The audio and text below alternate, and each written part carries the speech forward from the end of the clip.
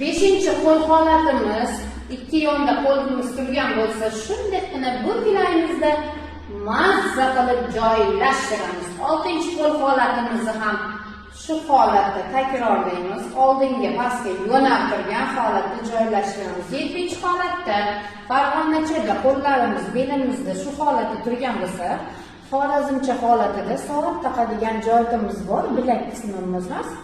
Mana bu suyak turadigan joy.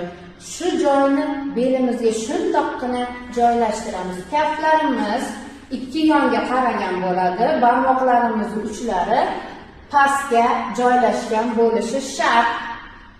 Shunda 7-holatimiz shu ko'rinishda bo'ladi. 1-holat, 2-holat, 3-si, 4-si, 5-si, 6-si va 7-holat